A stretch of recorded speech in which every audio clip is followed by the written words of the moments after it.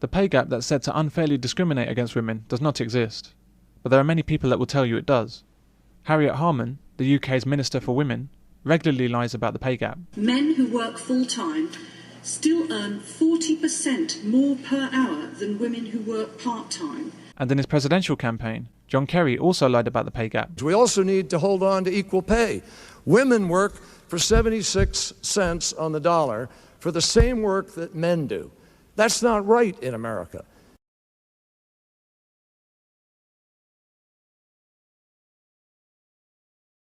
I think it's always going to be a big problem because, apart from anything else, women mostly have to work part-time. I mean, let's be realistic about what women can put into the workforce. Those women that want to have children and want to at least be at home with their children some of the time will never be able to have the earning capacity. Where you look at single women and married men, they do work at parity, they do get paid equally, but it's where women are having children. The reason that Kerry lied is for the same reason that Harman lies. It's for the female vote.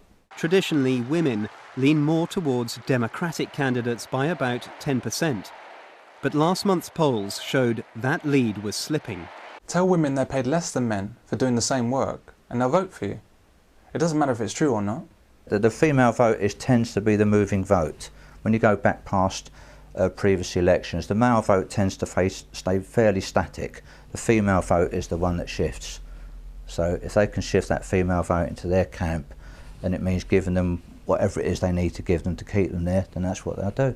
It's only politics. What the pay gap actually describes is a difference in the choices that men and women make, and also their different abilities. Well, women earn less because they choose easier jobs, is what it boils down to. Should a man who can carry 2 bricks in his wheelbarrow be paid the same as a woman who can only carry 1 brick? Now, what's the answer to that question? You know, if a man can carry 2 bricks, then during the course of the day he will do twice as much work as the woman who can only carry 1 brick. Therefore, the man might argue, well, I should be paid twice as much as the woman. The woman will say, no, that's not fair because I'm not physically able to carry 2 bricks, and after all, I've done the same amount of work.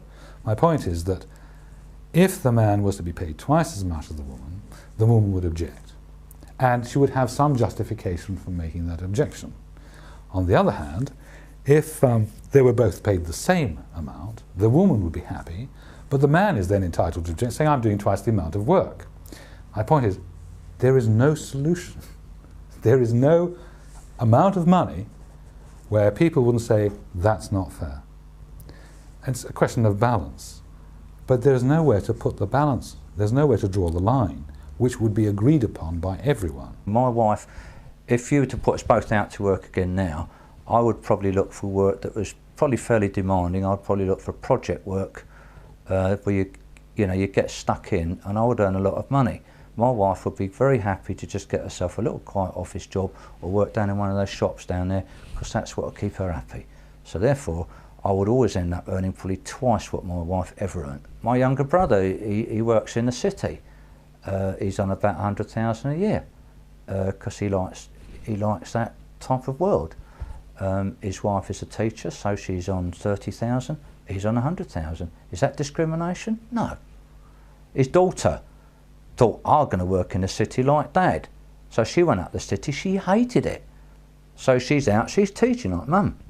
What aggravates me is that a man who works in a sewer or does a more difficult job will get paid more money, hopefully, than a woman who does an easy and flexible job. And the problem arises when the woman then starts complaining, or women then start complaining, that because they've chosen the easier jobs and are getting paid less, that it isn't fair in some way. For example, I think something like 80–90% of the degrees in engineering go to men, whereas women tend to choose the more liberal studies. Well, the consequence is that men end up with higher paying jobs because they're doing jobs that are in greater demand and happen to pay more. Women could also do those jobs, but they choose not to do so. And yet they're forever complaining that they get paid less than men, but it is their choices that has resulted in that. An illustration of the choices that people make is when Canada tried to introduce comparable worth into all government jobs in the 1990s. Feminists complained that male construction workers were being paid a lot more than female office cleaners, but these jobs were classed by the Canadian government as being the same level of manual labour, and so they set a policy for all government contracts that cleaners should be paid the same as construction workers. What happened? Men saw that they could get the same money cleaning an office as they could breaking their backs in the streets in all weathers, and so they applied to become cleaners, in their hundreds. Women didn't become construction workers, however, because they didn't want to and couldn't do the work if they did. If women don't want to be working sort of waist deep in mud or getting their nails broken by bricks and things like that, why should they go into the construction industry? As a result, there was suddenly a huge shortage of construction workers and a huge surplus of office cleaners. Therefore, due to basic market forces, the salaries for construction workers went up and the salaries for cleaners went down, and so men went back to construction. That plan to tackle the pay gap has been quietly shelved by Canada.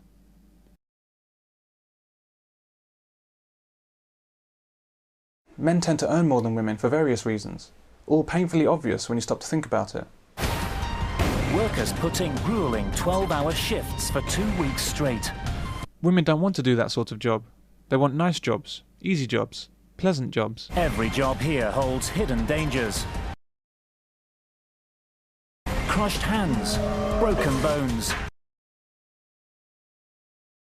and even death.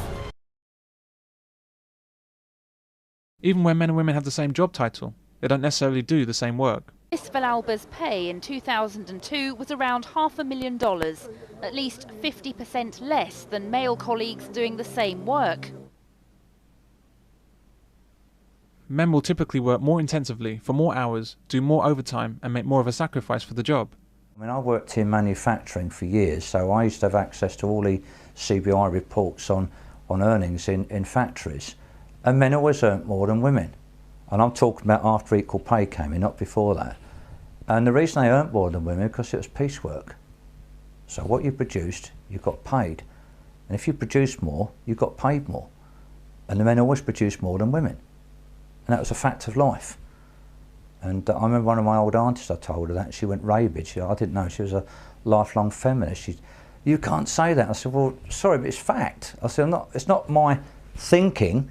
I said, I only work on what I see, on facts. I said, and our facts that was throughout the whole company, whether it didn't matter whether it's cutting, closing or making departments, I said, men on piecework always work harder than women. It's just a fact, so that's why they earn more. So in the Minehead factory where nobody worked that hard, blokes used to earn 200 a week and the women earn 150 on average, because the men produce a third more than the women.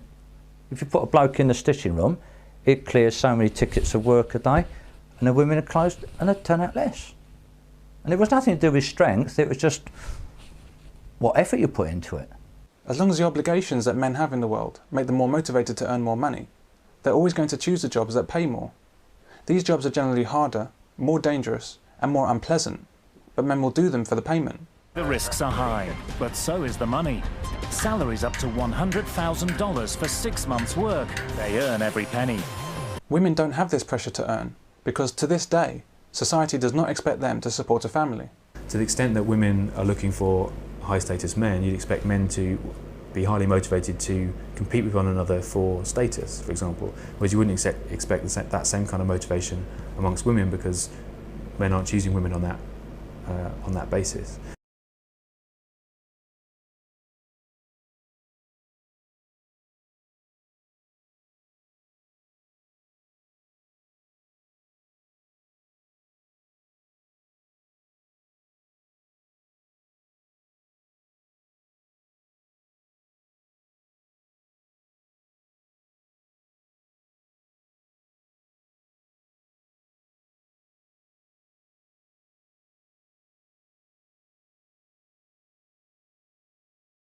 They prefer men who have more status and resources than they do.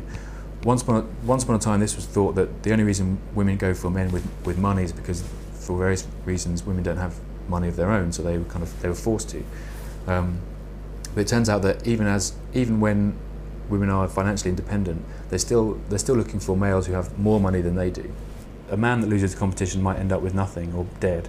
A woman that loses the competition might end up with the beta male instead, or the delta or the epsilon. And you expect men to be more competitive, more aggressive, more status seeking, and also more risk taking in pursuit of those kinds of prizes. I see my children go to school and that sort of things, and that's important for me. Not just weekends, huh? So I'm 2 weeks off, but then after that I'm 2 weeks full-time daddy. and that's very nice. That's why women get to choose easier work with less pay, because there's generally a man supporting her by doing harder work with higher pay. She is not oppressed, he is.